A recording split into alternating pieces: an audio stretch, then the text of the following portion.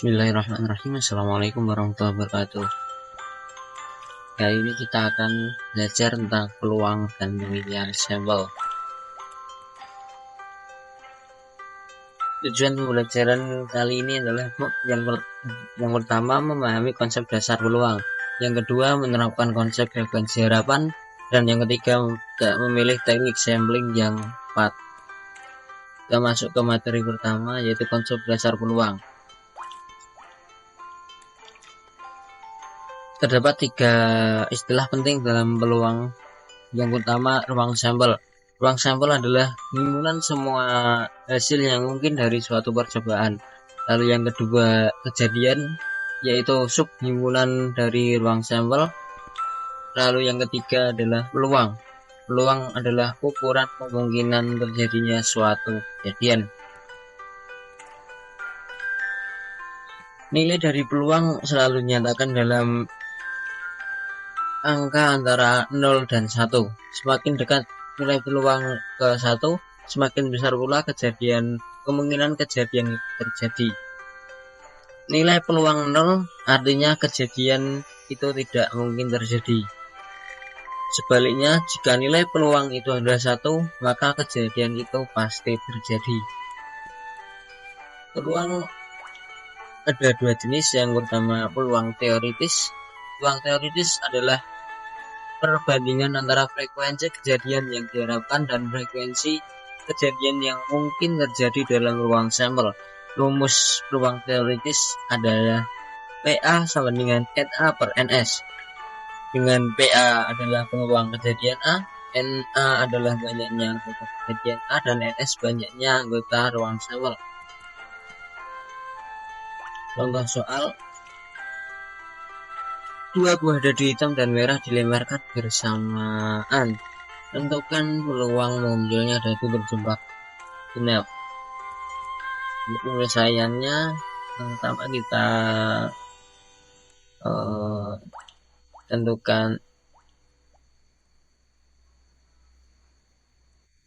anggota dari ruang sampel atau S dengan cara membuat tabel. Untuk yang horizontal itu adalah dadu merah dan yang vertikal dadu hitam. Dan di sini kita dapatkan NS-nya 36. Lalu kita cari untuk A-nya, yaitu yang berjumlah genap. Ada 18, mulai dari 1 sampai 66. Kita masukkan ke dalam rumus PA sama dengan NA per NS. Kita masukkan NA-nya 18 dan NS-nya 36.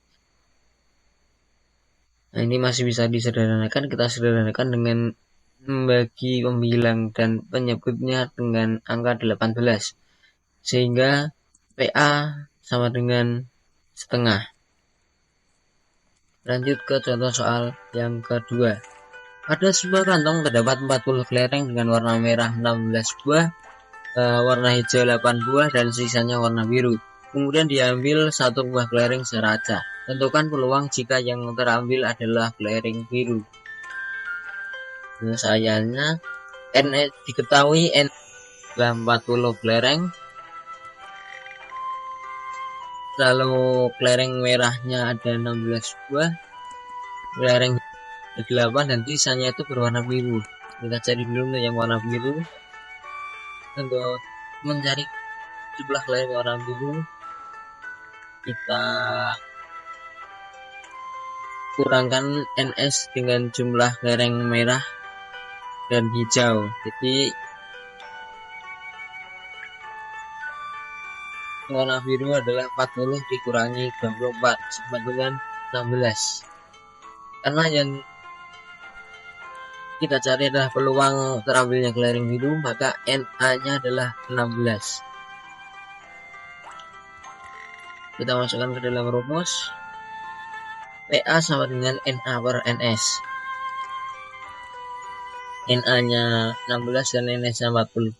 Kita sederhanakan dengan membagi pembilang dan penyebutnya dengan angka 8, sehingga PA-nya adalah 2/5. Lanjut ke Peluang empiris. Peluang empiris adalah kemungkinan yang dihitung dari hasil kejadian atau percobaan. Diartikan sebagai perbandingan antara jumlah kejadian dengan total percobaan. Rumus peluang empiris adalah FA per N, dengan F adalah banyaknya kejadian A yang terjadi dan N adalah banyaknya percobaan.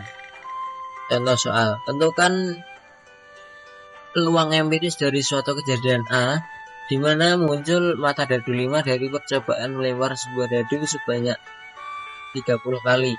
Hasil pelemparan dadu tersebut adalah sebagai berikut. Kita hitung mata dadu yang mata dadu 5-nya ada 1, 2, 3, 4, 5, dan 6. Banyaknya kejadian muncul mata dadu 5 adalah 6 kali, if A-nya sama dengan 6. Lalu banyaknya percobaan adalah 30 kali. Dalam rumus PA adalah PA sama dengan FA per N. PA sama dengan 6 per 30. Nah, kita sederhanakan dengan membagi 9 dan menyebutnya dengan angka 6. Jadi PA-nya adalah 1/5. Lanjut ke frekuensi harapan. Frekuensi harapan adalah jumlah kejadian yang diharapkan terjadi dalam suatu percobaan. Rumus dari frekuensi harapan adalah N kali PA. N itu adalah banyaknya percobaan dan WA adalah peluang kejadian. Contohnya, sebuah dadu dilempar sebanyak 30 kali. Tentukan frekuensi harapan munculnya mata dadu nomor ganjil. Penyelesaiannya yang diketahui A itu adalah kejadian munculnya mata dadu ganjil, yaitu 135. Dan N atau banyaknya percobaan adalah 30 kali. Kitanya frekuensi harapan. Frekuensi harapan tadi rumusnya adalah PA kali N. Kita masukkan PA dari kejadian munculnya mata dadu ganjil, yaitu 3/6 atau setengah. Tengah kali N kali 30 sama dengan 15. Kita lanjut ke materi terakhir, yaitu pemilihan sampel. Dalam pemilihan sampel ini terdapat dua istilah penting, yaitu populasi dan sampel. Populasi itu adalah seluruh kumpulan individu atau objek yang ingin diteliti.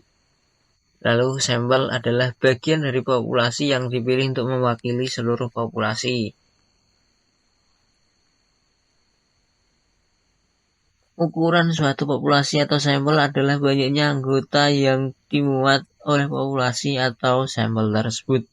Suatu sampel dikatakan representatif terhadap populasinya jika distribusi sampel tersebut menyerupai distribusi populasinya dalam hal bentuk, pusat, dan sebarannya.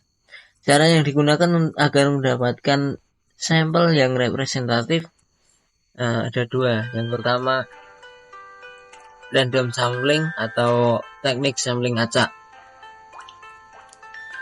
Nah, dalam random sampling ini setiap anggota populasi memiliki peluang yang sama untuk dipilih. Contohnya, kita mengambil sampel dari populasinya, yaitu siswa SDN 5 Sukamaju. Nah, ini kita bebas mengambil sampelnya karena bisa yang mana saja. Lanjut ke teknik sampling strata. Dalam teknik sampling strata, populasi itu dibagi menjadi subkelompok atau strata berdasarkan karakteristik tertentu. Lalu sampel diambil secara acak dari setiap strata. Nah, contohnya, kita mengambil sampel dari populasi, yaitu siswa berdasarkan jenjang kelasnya dari SD, SMP, dan SMA. Nah, sampel yang kita ambil itu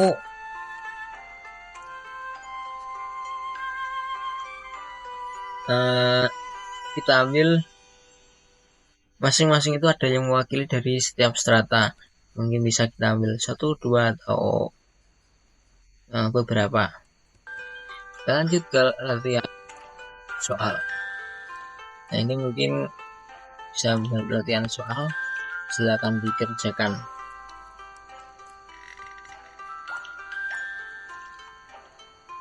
Terima kasih telah menonton